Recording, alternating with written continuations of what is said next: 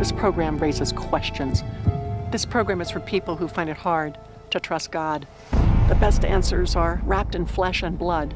My friends, people who are enduring real tragedies every single day. Quadriplegia, muscular dystrophy, stroke, bankruptcy, loneliness, singleness. We're going to talk to those very people who have touched my life.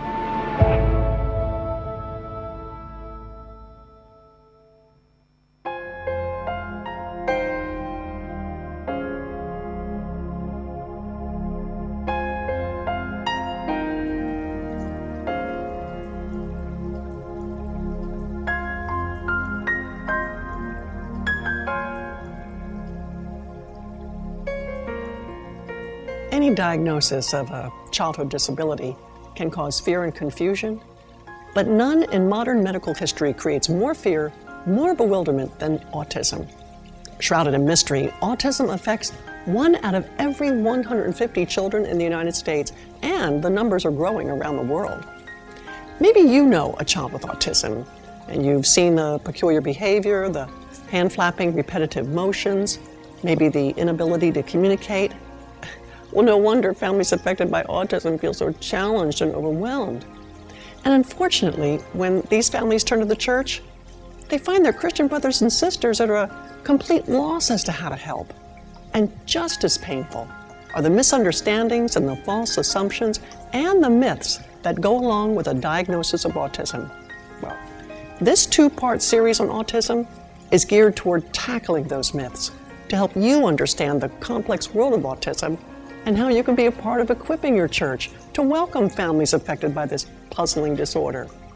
We begin this episode with our first myth, and it has to do with the cause and the cure of autism.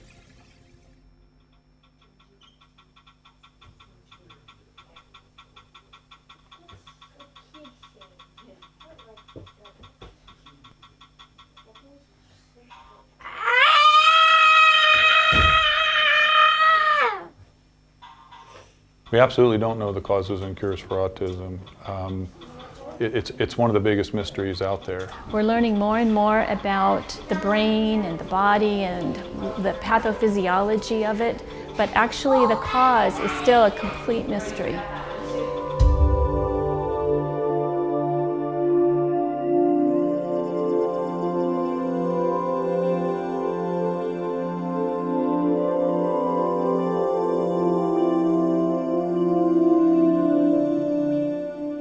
It has kind of a nefarious kind of a cause in that oftentimes children are born absolutely normal and then over time they sort of regress. The research says in about 30 months' time. So there's lots of ideas out there about what the causes might be, but it's absolutely not known. We know that there's an increasing incidence of autism. In fact, it's a startling increase over the past 15 to 20 years. It's probably not one thing. We talk about it as being a spectrum disorder, where there's a whole wide range where people are very high functioning to people who are very low functioning, which implies once again that it's probably not one thing with a single cause, but probably a myriad of different disorders. There's not one therapy that works across the board because children with autism are so different.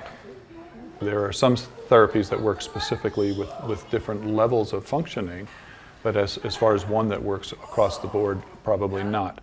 However, applied behavior analysis, because it's broad in its nature, does apply across the board to just about any level of functioning that a person with autism might have. Caleb's turn. Good. Now it's Hannah's turn. Can we stop? Good listening. We've tried a lot of therapies with Caleb, and certainly different therapies have helped him progress. But we've not found some sort of a magic pill that simply cures autism. But there are different therapies that have helped along the way. Start here. In. Chewed. They can definitely learn. They just need to be taught in a different way. And it's up to us as adults to find out what that way is. The one that I know has proven to work for my child is the applied behavior analysis. What was so wonderful about ABA when it was first really applied to children with autism is that it provided hope, and it showed that if you worked intensively with children that they could learn and that they could make progress. How do you feel? Do you feel happy, mad, or sad? Sad. You feel sad right now? Why? Several of the things that are out there include the use of what's called a picture exchange system that helps with communication, the use of structured schedules, which these kids really respond to, and almost giving them like social scripting. One of the most well-known approaches is called social stories, which kind of is almost like a way of giving kids a script of how they should behave in particular social situations when they're confused about what they should do. Caleb, I would say 4 months ago, was just completely tantruming, throwing himself on the ground, slapping himself, biting himself, screaming at the top of his lungs just to go into Vaughn's. And now with our behavioral intervention and help, as well as mainly the social story that you saw, that was has been a huge blessing, a huge help to Caleb. Good job, Caleb. What a good listener. And as you can hear, Caleb's even calm listening to me talk about it because he knows that being in preparation, something preparing him and explaining what's happening next is so key to his success in handling the community, because otherwise it's just really hard for him. Caleb's benefited tremendously from a couple of therapies, one of them being speech therapy to help with his communication. Caleb's nonverbal, and because of that we use what's called a picture exchange communication system to help him communicate. What is it? What do you have there? Oh. I want more grapes and good talking, Caleb. Caleb is mostly nonverbal, so he communicates best through a picture exchange communication system, which is very basically pictures that are printed off the computer, laminated, and have Velcro. The other way that we use pictures is to provide a schedule for Caleb. And so we can use, say it's time to go outside, it helps him to know that he's going to be going outside next, and then he's going to get on the bus. Then we might have a picture of school or the next part, and he taps on it, and he's able to say what his schedule is. That's very calming for Caleb, very helpful. This can make me lose control. Where does that go?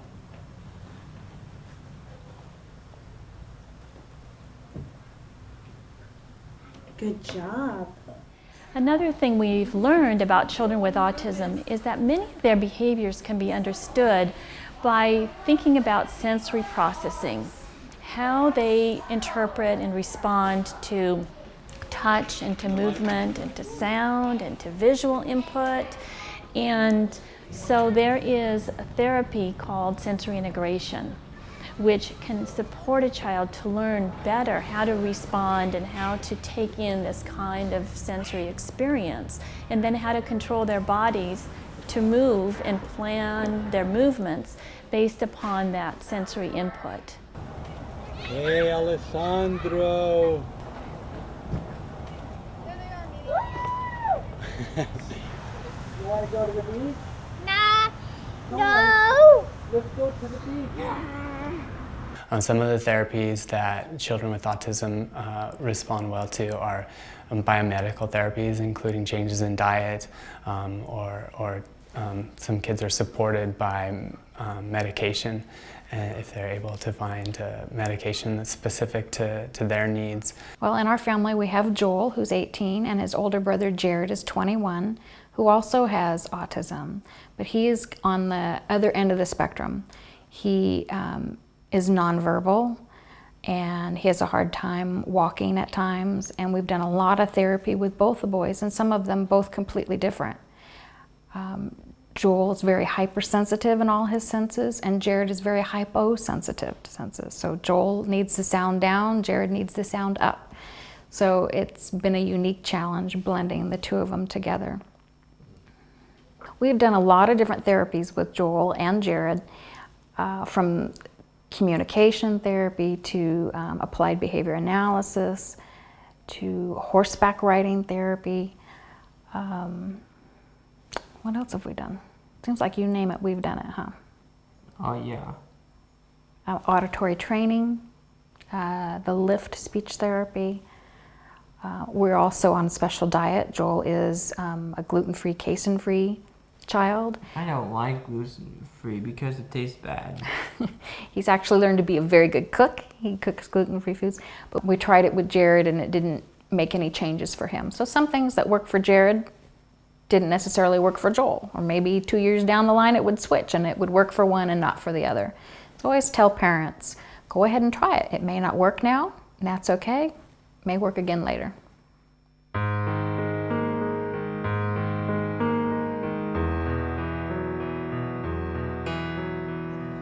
People with autism can learn. The question is, can we teach them? Which leads us to the second myth. Do people who have autism also have mental retardation? I know that's a sensitive subject, but if we are going to tackle this prevailing myth, we've got to acknowledge some of the fallacies in today's culture, and that includes language. Whether it's the bully on the playground or the Hollywood movie, people with autism are often portrayed as ignorant, stupid, and dumb. And this is one myth we have got to address head on. 1 minute, what are you going to do right now? More game. Trains? Yes. Okay. I'm working. Okay. I think people can come to the conclusion that a child with autism has mental retardation simply by the fact that they learn very differently. We'll set it for 1 minute. We'll count. And because they're not used to seeing an individual learn the way a child with autism may be learning, they may assume that they're not really understanding what they're receiving. And the truth of the matter is they're processing that information very differently. 40, 41, 42, 43. They've tried saying Alessandro was mentally retarded. They've tried saying Alessandro wouldn't do many things that he's now doing. You feel that you want to tell them everything that you know about your child. That he can do this and he can do that. And I've done that, and I know Hermana's done that. But to hear it from a parent, I mean, the teacher will look at you and say, well, of course you believe in him. He's your child. You believe in him. But we know, we're the professionals. We're the teachers. I have not seen him spell one word. We'd have to show up, and I'd take my laptop and show the video of him reading flashcards. And the teachers, everyone would, okay, they'd have to close their books and change the direction that they were trying to pigeonhole Alessandro, where they wanted to isolate him. Look, you wanna go to Target? It's the saddest, most, horrific feeling you could feel in your heart when someone doesn't believe in your child. We used to think that almost all children with autism also had mental retardation. And now we know that that's not true. And we're surprised all the time with what kids are able to understand and what they're able to learn and to show us. And in some situations where a person with autism kind of comes out of it through or progresses through training, other types of interventions, that you can find that actually there's quite a lot going on there, so that the intellectual disability notion is actually quite a myth. You may have a child with autism who's actually a genius, intellectually very, very smart, but the way they process and interact socially is very different. That might lead someone to believe they have mental retardation. Can I have songs? Tell me what songs are on here. Topsy Turvy, Mm-hmm. You've Got a Friend in Me, Mhm. Stand By Me, Streets of Gold, The Dwarfs, Your Little Song, Out There, Family, the Unbirthday Song. And? Topsy Turvy Reprise. Good job. You did an excellent job telling me the songs on there. The challenge is for children to show us what they know. And oftentimes they have difficulty because they may have difficulty with motor control or just their ability to speak. They may have a difficulty with their ability to use their hands. And so they really don't have a way of showing us what they know. But we never want to underestimate what kids can do, because We're often so impressed with what children actually are understanding and what they're thinking about when we finally are able to connect and communicate with them. Children with autism, adults with autism can learn. It's a matter of, can we teach them? How do we teach them? If one way doesn't work, we have to try something else. They are, you know, complete on the inside, and they just need the tools to be able to let other people know what they know, and that could be PECs, that could be using a typing board, or just, you know, just accessible tools that they can use. Look at Daddy. Look at Daddy. Look at Daddy. Good looking. What do you want? You want some? What do you want? Okay. I know, but we're not going to school today. You know, I can certainly understand how someone may look at Caleb, for instance, and think that he has mental retardation, when in fact he has autism. And there is a difference between the two. Sometimes children or persons will certainly have dual diagnosis, mental retardation, autism, cerebral palsy, or something else. And that certainly is the case at times, but to across the board assume that a person with autism also has mental retardation is just incorrect. It's a very different way of processing information and learning. Can you see the challenges that not only a child with autism must face, but the parents too? It's clear these moms and dads want us to take a closer, a deeper look at their children, because there's more, much more, than what we assume or see at first glance. And this leads to the third myth. All people with autism behave the same.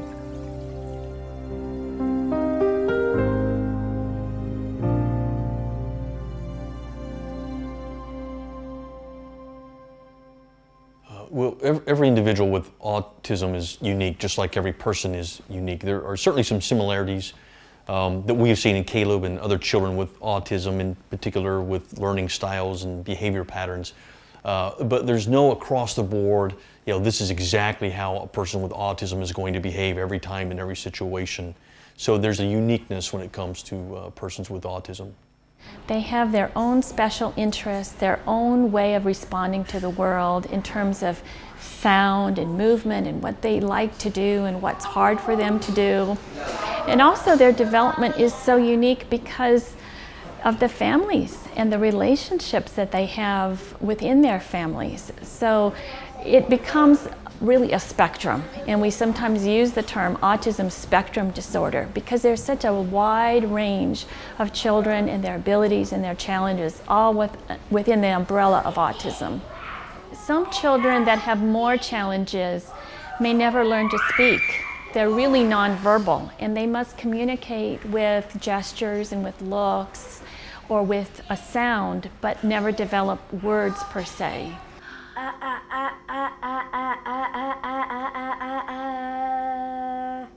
Other children who still have a diagnosis of autism may be very verbal and be able to really talk in a conversation. Now let me tell you how things are supposed to work. The sun grows the food, the ants pick the food, the grasshoppers eat the food, and the birds eat the grasshoppers. And yet, within that conversation, they still have restricted interests and some difficulty with a conversation within language. No, what do you want to eat? I don't know. Okay, no food then. Can I have food? Then tell me something you want to eat. Joel started speech therapy when he was 2 and very eclectic in his speech. And I never would have dreamed that when he was 15, he would start speaking to thousands of people. He was given the opportunity through the Autism Tree and Project Foundation to come and share his art because they wanted to show people that kids with autism could do many things. And then they saw that he loved to speak, and that's where that all started. We cannot assume that all autistic children are the same because they're not. And in Billy's case, when it comes to memorization, whether it's math or reading, he can memorize almost anything. Let's read the next page. Says about Sorry about that bus cry. I find that the autism spectrum has more of a diverse representation of people's capacities than sort of what we consider typical development. You can tell these boys and girls are in loving, supportive families. And one of those you've met thus far is the family of Steve Bundy. Welcome, Steve. Hi, Joni, and thank you for allowing us to be a part of this episode. Look, I got to thank you and Melissa for the way you've been bearing your souls about Caleb. You guys really understand the challenges of autism.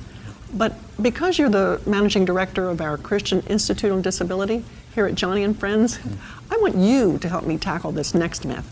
And that is that autism is somehow a result of poor parenting or lack of discipline. Joni, of all the myths that we are tackling, no myth could be more damaging to families than this myth. And that is, after all the love, energy, sacrifice that parents have poured out for their child, the myth that somehow autism is their own fault.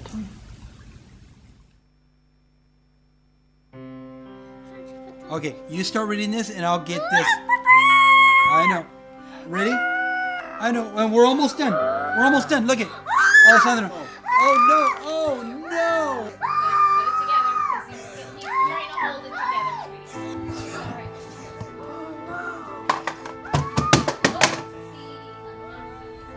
Autism is not the result of poor parenting and lack of discipline.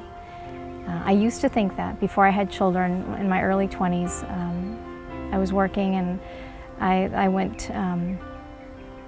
was in a mall and I saw this mother with her very overgrown child in a stroller, who obviously the child, I felt, was just too big to be in that stroller, but he was having what I now know to be a meltdown. He was having a meltdown. And in my view, he was just completely spoiled and was having a tantrum. And I thought, my goodness, when I have my kids, I am going to discipline them and I am going to have them behave appropriately in public. And here I am, 15 years later. I have the little boy, I have the big boy in the stroller who is having the meltdown at Target. That's my child.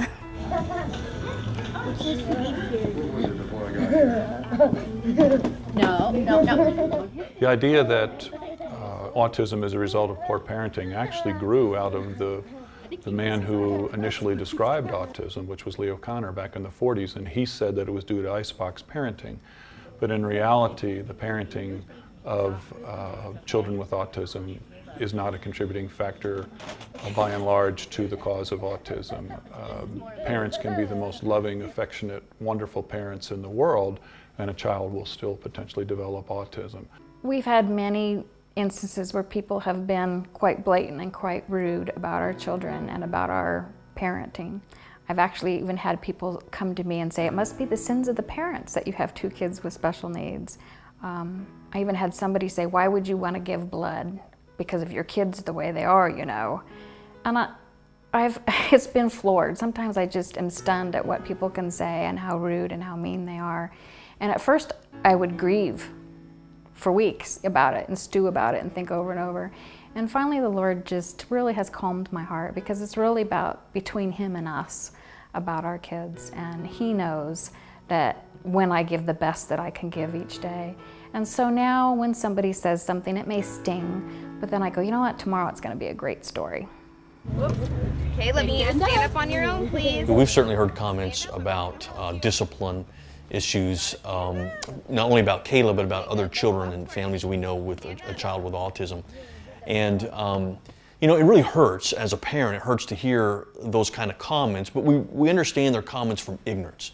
That people don't understand what autism is about or how it affects the behaviors of a child, especially as they're trying to deal with the effects of autism upon themselves and how they're processing information and trying to conduct themselves in different situations. There's many good parents out there who have autistic children that have behaviors that may mimic some children's behavior who it's just lack of discipline. No construction, listen, you want your glasses?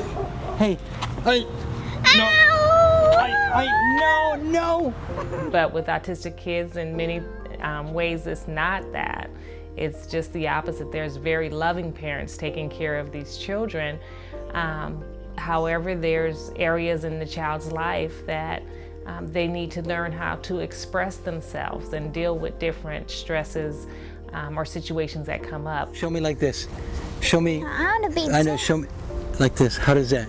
Be gentle. Yeah, we're going to be gentle. I experience working with families that the child has some of the best parents that I've ever met. And certainly, I think if anything, a parent that has a child that receives a diagnosis of autism responds by increasing their attention to their parenting. And really, I tend to experience that children with autism have parents that are exceptional parents. Your own buddy. Okay.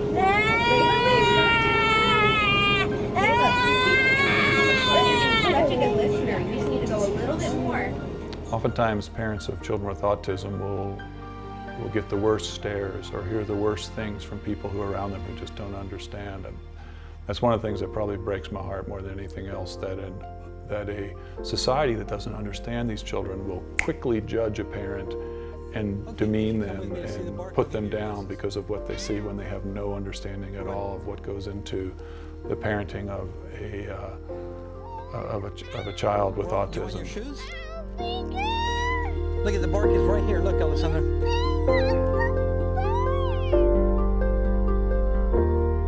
Friends, I know you're having your eyes open to the world of autism, but we just can't leave these families to fend for themselves. Autism requires that we ask for help, and there's no better place to go for help than the church. Families like mine benefit tremendously when Christians dive in and make an impact. It certainly has made a difference in my family, Joni. In our next episode, we are going to take an honest look at the challenges the church faces and then help the body of Christ get better prepared to embrace families like the ones we've met thus far. So join us next time for Autism, Truth for the Church.